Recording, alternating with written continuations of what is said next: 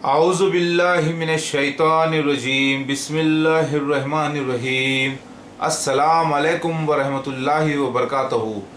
ऐ मुसलमान भाइयों और बहनों, मैं आज आपको एक ख़ास बयान अदा करना चाह रहा हूँ, आपके लिए ख़ास बयान करना चाह रहा हूँ और वो बहुत ही इम्पोर्टेंट बयान है।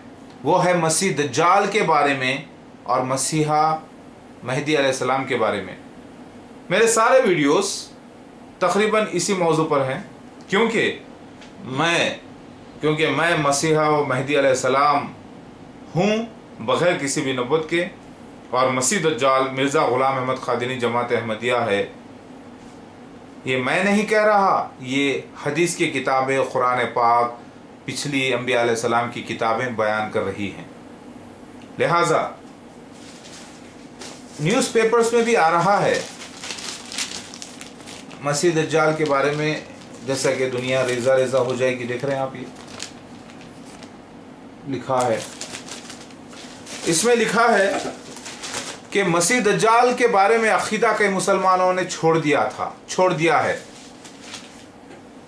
क्योंकि मसीह दज्जाल एक ऐसा इम्तिहान है, इम्तिहान अजीम है, एक ऐसा इम्तिहान है, फितना है। फितने के माने इम्तिहान के होते हैं। अगर आप कुरान से लें, सूरह जिन में अगर पढ़ें तो फितने के माने इम्तिहान के होते हैं। तो मसीह दज्जाल का मामला और मसीहा मेहदी अलैहिस्सलाम का मामला इस्लाम के अंदर हदीस और कुरान के रोशनी में फितने अजीम मतलब इम्तिहान अजीम, यानी ज़बरदस्त इम्तिहान कहा गया है। और यहाँ पर एक हदीस में आता है कि मसीह दज्जाल के बारे में लोगों का ईमान भी उठ जाएगा, कि मसीह दज्जाल के बारे में झूठ आया समझेंगे हदीस शरीफ में। और फिर मसनद अहमद की एक हदीस में आता है कि एक ग्रोह मोहम्मद मुस्तफ़ा सल्लल्लाहु अलैहि वसल्लम की उम्मत का लड़ता रहेगा, मुखालिफिन से लड़ता रहेगा इस्लाम के, और जो आखिरी एक शख्स बच जाएगा उस ग्रोह का, वो मसीह दज्जाल से लड़ेगा। वो आखिरी शख्स कौन है? वो जो मसीह दज्जाल की पहचान करके लड़ेगा, वो कोई और नहीं, वो मेहदी अलैहिस्सलाम है। वो जिसे ईसा इब्ने मरियम कहा गया, वो कोई और शख्स नहीं है, वो मैं हूँ। अल्हम्दुलिल्लाह। तो पता ये चला कि आज जो उम्मत है मोहम्मद मुस्तफ़ा सल्लल्लाहु अलैहि वसल्लम को मानने वाले, कलमा गो, ये पूरे के पूरे या तो मुनाफिकीन हो चुके हैं, बहुत कुछ मुनाफिकीन हो चुके हैं, बहुत कुछ काफिर हो चुके हैं, बहुत कुछ गुमराह हो चुके हैं, और तकरीबन ईमान से खाली है। दूसरी हदीस में आता है कि मोहम्मद मुस्तफ़ा सल्लल्लाहु अलैहि वसल्लम की उम्मत का बेहतरीन एक शख्स होगा, नौजवान, जो मसीह दज्जाल का कत्ल करेगा। यानी मसीह दज्जाल को कहेगा कि तू मसीह दज्जाल है, और वो उम्मत का बेहतरीन शख्स होगा, वो कोई और नहीं हो, मेहदी अलैहिस्सलाम है, यानी मैं। तो मैं अपने आप से पूछा कि ऐ अल्लाह, ये मसीह दज्जाल के फितने को जो पहचाना मैं, और मैं इसका कत्ल करने के लिए बनाया गया हूँ, तो मैं उम्मत में बेहतरीन शख्स कैसे हो सकता हूँ? एक तो ये कि मैं चुना गया हूँ, अल्लाह ताला ने मुझे खासिद बना के भेजा, यानी रसूल बना के भेजा। यानी खासिद के माने रसूल के होते हैं, बगैर किसी भी नबूवत के। मैं नबी नहीं किसी भी किस्म का, नोट करें, यानी अल्लाह का भेजा गया हुआ हूँ मैं। तो मैंने मसीह दज्जाल को देखा और मसीह दज्जाल की तस्दीक कर दी, और मसीह दज्जाल के ऊपर और मसीहा के मामले पे मेरा ईमान पुख्ता हो गया। यानी वो शख्स जो सुन रहे हैं और वो शख्स जो सुन रहा है, देख रहा है और झेल रहा है, वो ईमान में सबसे ज़्यादा अव्वलीन हो जाता है, टॉप लेवल पे चले जाता है, जो मैं हूँ आज, अल्हम्दुलिल्लाह। तो हदीस के मुताबिक पक्का ईमान वाला सबसे बेहतरीन शख्स मेहदी अलैहिस्सलाम को कहा गया, और मैं, अल्हम्दुलिल्लाह, हाज़ा मिन फज़्ल रब्बी। देखिए, आज पेपरों में आ रहा है, न्यूज़पेपरों में,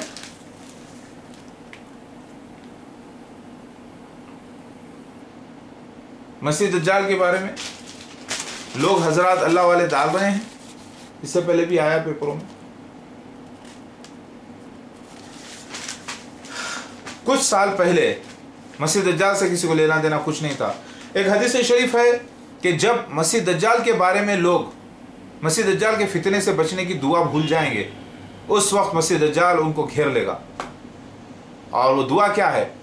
अल्लाहुम्मा इन्नी औज़ु बिका मिन शर्रि फितनतिल मसीह दज्जाल। ऐ अल्लाह, मैं मसीह दज्जाल के फितने के शर से आपकी पनाह चाहता हूँ।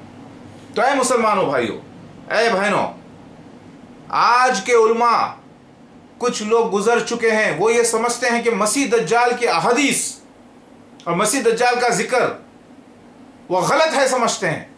नहीं नहीं नहीं, वो 100% करेक्ट है। अल्हम्दुलिल्लाह, मसीह दज्जाल का मामला, मेहदी अलैहिस्सलाम व ईसा इब्न मरियम का जो आने का मामला है वो 100% करेक्ट है हदीस में, लेकिन उलझा हुआ है। उलझा हुआ इतना खतरनाक है कि आप उसको समझ नहीं पाते, क्योंकि आपके पास वो हिकमत नहीं है।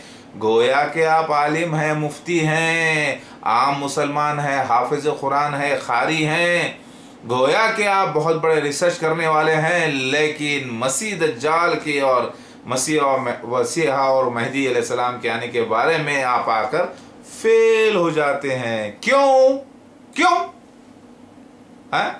अरे भाई, क्यों फेल हो जाते हैं?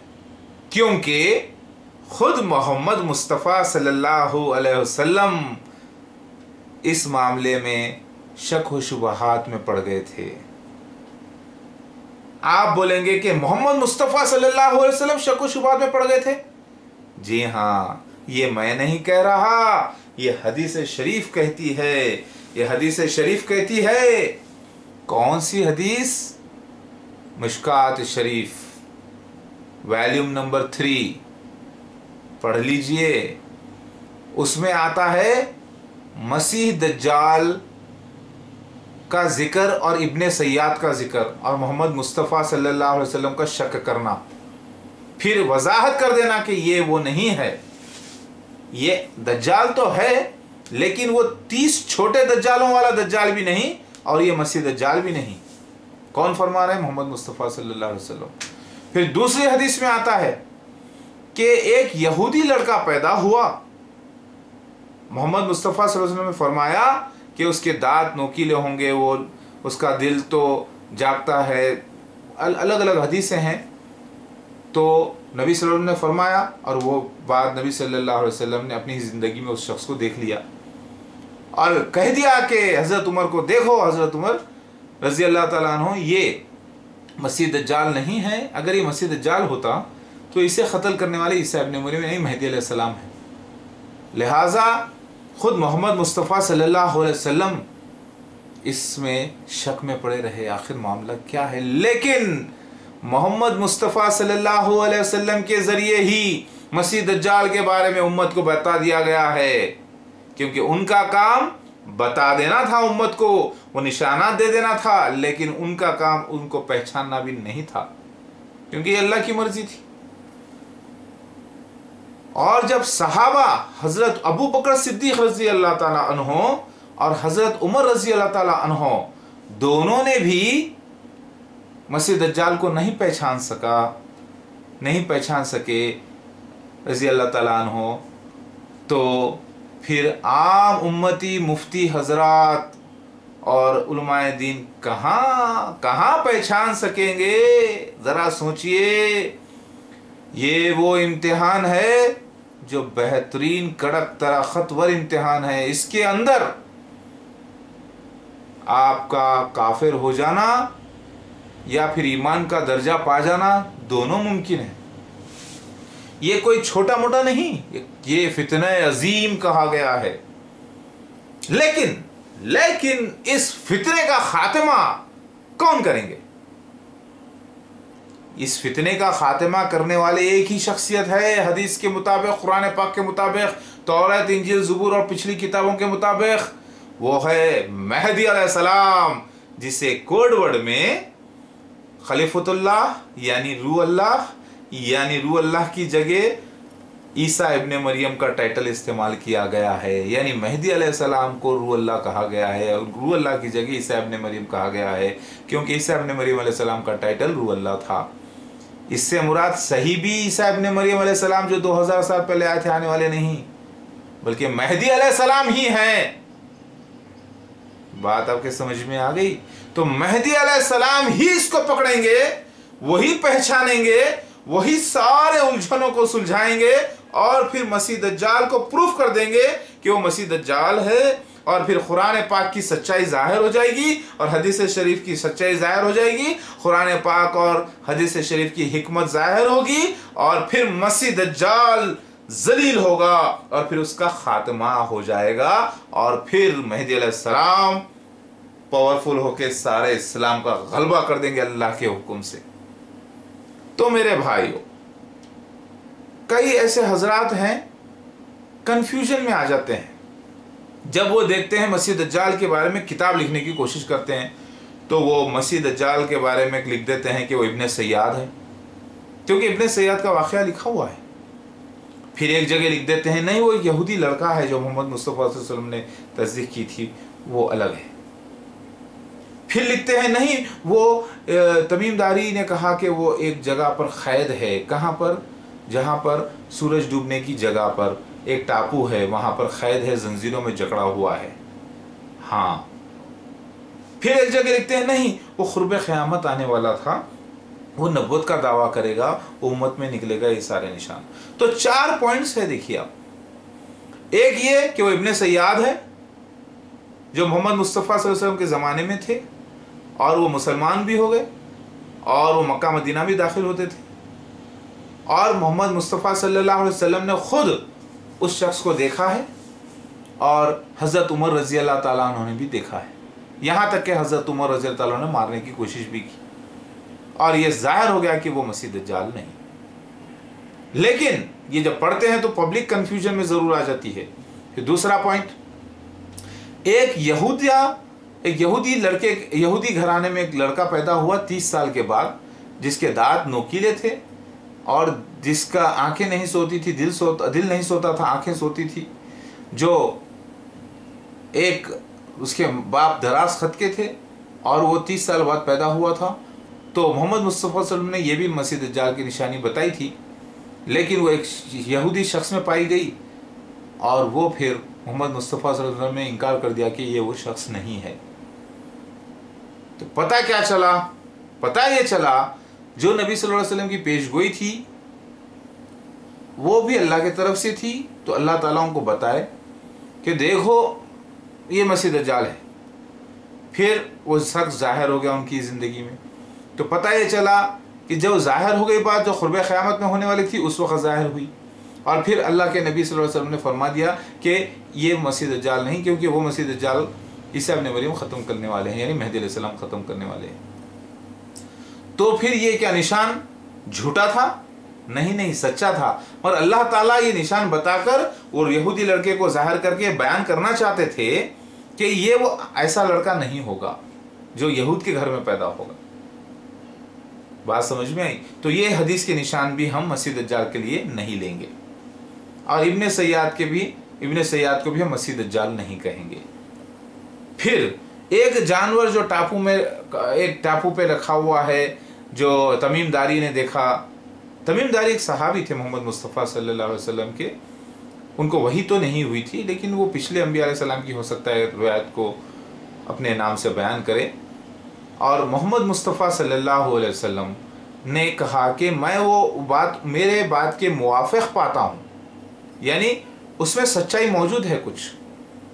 तो उसी बिना पर उन्होंने तस्दीक़ की, उनकी बात की, लेकिन वो कोई शख्स कहीं पर क़ैद नहीं है, जंजीरों में बंधा हुआ। उससे मुराद वो शख्स है जो पनाह लेगा गिरजाघर में, यानी एक ऐसी ज़मीन में जहाँ पे सिर्फ ईसाई हजरात होंगे और उनके चर्चेस होंगे, और वो पनाह लेगा ऐसे टापू पर जहाँ पे चारों तरफ पानी होगा, एक तरफ ज़मीन होगी और वो जगह पर सूरज गुरूब होने की जगह, यानी वेस्ट में मगरिब से निकलता है, सूरज मशरिक़ से निकलता है, मगरिब में जाता है, तो मशरिक़ से निकलेगा मगरिब में जाएगा, यानी सूरज डूबने की जगह। तो वो है लंदन, जहाँ पर वेस्टर्न कंट्री कहते हैं लंदन, जहाँ पर मिर्ज़ा ताहिर अहमद चौथा खलीफा मसीह दज्जाल मिर्ज़ा ग़ुलाम अहमद क़ादियानी का अपने आप को क़ैद करके था, यानी वहाँ पर पनाह लेकर था और उसका 5वां खलीफा भी उधर ही है। तो मेरी बात आपको समझ में आ रही होगी थोड़ी थोड़ी।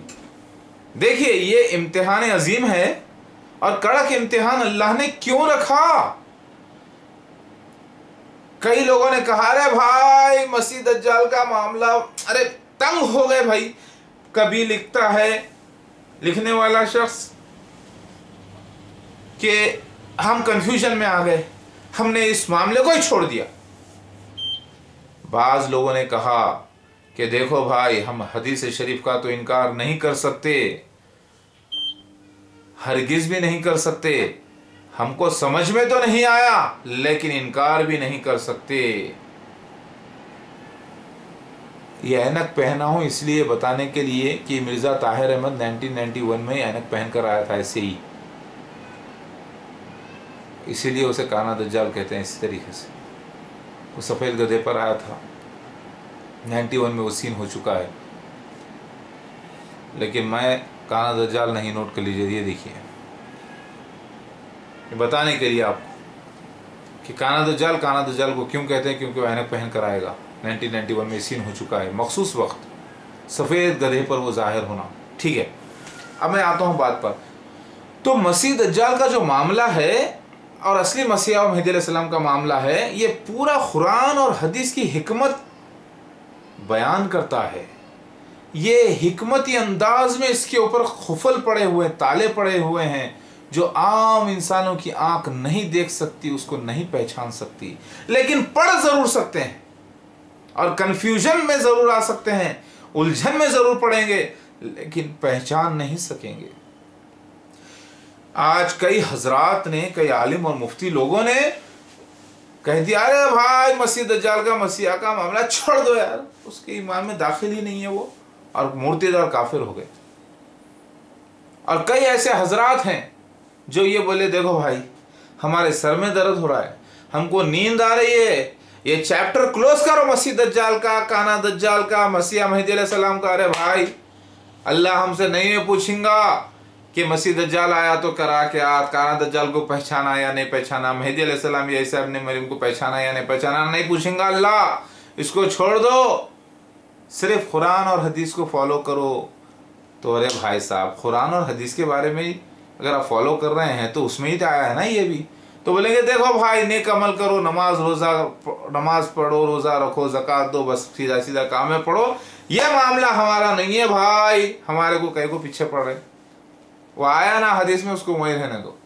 बाज़ लोग ये बोल के खामोश हो गए। बाज़ लोग बोले, अरे वो झूठी बातें हैं भाई, वो बनी इज़राइल की अंबिया अलैहिस्सलाम के किताबों से हमारे लोगों ने इसमें जो है ना हदीसों में शामिल कर लिया है, हमारा वो कोई मसला नहीं है, कोई बड़ा मामला नहीं है। वो कोई ऐसा हदीस में आता है जिक्र, मौता इमाम मालिक में एक जगह आया है, दूसरे हदीसों में आया है, लेकिन वो कोई बड़ा इंपॉर्टेंट मसला नहीं है। वो खुर्बे क़यामत का छोड़ दो, उसके ऊपर ईमान रखना कोई लाजमी थोड़ी है। यही कुफ्र किया जिसने ऐसा कहा, क्योंकि उसने हदीसों पर, उसने मोहम्मद मुस्तफ़ा सल्लल्लाहु अलैहि वसल्लम की हदीसों पर और कुरान पाक पर अल्लाह की शक किया। इस पेपर में आता है, मैं वो पढ़ के सुनाता हूं कि दज्जाल के फितने से बड़े, मोहम्मद मुस्तफ़ा सल्लल्लाहु अलैहि वसल्लम फरमाते हैं कि इससे बड़ा भी फितना जो है, यानी उससे ज़्यादा फिक्र गुमराहकुन पेशवाओं की होगी। यानी मोहम्मद मुस्तफ़ा को फिक्र थी गुमराहकुन पेशवाओं की। और इस हदीस में आता है कि, जरा पढ़ता हूं मैं, सुनिए क्या है। हज़रत अब्दुल्ला बिन अब्बास रज़ियल्लाहु ताला अन्हु कहते हैं, हज़रत उमर ख़त्ताब एक दफ़ा खुतबे में अल्लाह ताला की हम्द व सना के बाद फरमाया, ख़बरदार तुम्हारे बाद कुछ ऐसे लोग आने वाले हैं जो रजम और मसीह दज्जाल, शफाअत और अज़ाब ख़बर का इनकार करेंगे। वो इस बात का भी इनकार करेंगे कि अल्लाह ताला एक कौम को जहन्नुम से निकाल कर जन्नत में दाखिल फरमा देगा, जबकि वो जल कर कोयला हो चुके होंगे। मसनद अहमद जिल्द नंबर 1 पेज नंबर 23। और रजम का इनकार करेंगे, यानी शादीशुदा जानी और जानिया को पत्थरों से संसार करने के शरई हुक्म का इनकार करेंगे और लोगों के जहन्नुम से निकाले जाने का भी इनकार करेंगे। अल्लाहु अकबर। यानी एक वक्त ऐसा आएगा कि लोग तंग आ जाएंगे, समझ नहीं सकेंगे, परेशान हाल हो जाएंगे, कंफ्यूजन में आ जाएंगे और मसीह दज्जाल का भी इनकार करेंगे, तो साथ में उनके खातिब मेहदी अलैहिस्सलाम और मसीह अलैहिस्सलाम का भी इनकार कर देंगे आने का।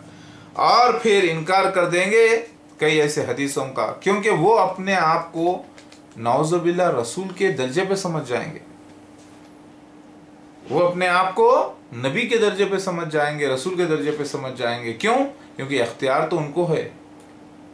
लेकिन क्या आपने कभी सोचा है कि आज यही हदीस शरीफ मसीह दज्जाल के बारे में और मसीहा के बारे में मौजूज़ा अजीम है। आज के इस ज़माने में साइंटिफिक वर्ल्ड में ज़बरदस्त मौजूज़ा है। हदीस शरीफ में आता है, मुश्कात शरीफ में, कि जब अज़ां जब आवाज़ें बुलंद होंगी मस्जिदों में, जब आवाज़ें बुलंद होगी मस्जिदों में और नाचने वाले, गाने वाली, बजाने वाली औरतें ज़ाहिर हो जाएंगी। मतलब फिल्म स्टारों का दौर, और आज मस्जिदों में लाउड स्पीकर का इस्तेमाल, यही वो दौर है जो क़ुर्ब क़यामत होना था। और फिर हदीस में आता है कि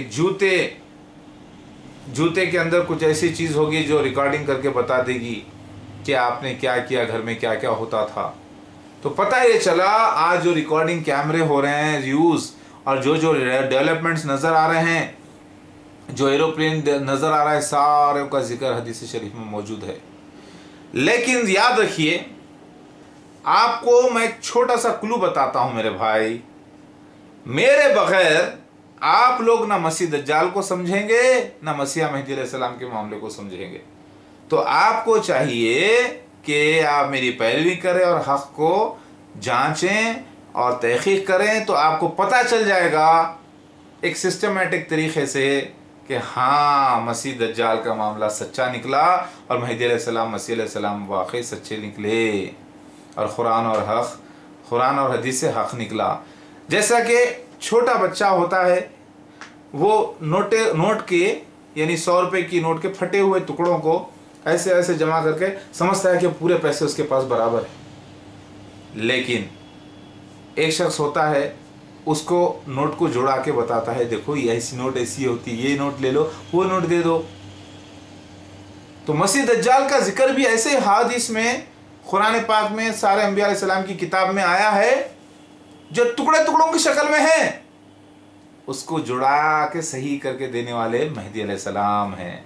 यानी मैं तो वो ले लो और देखो सच है कि नहीं, वरना कंफ्यूजन में आ जाओगे और आप मेरे बगैर ना मसीह दज्जाल का खात्मा कर सकते हो, ना उसे पहचान सकोगे, ना आप जन्नती हो सकते हैं। क्योंकि मेरा ऐलान आप तक पहुंच चुका है।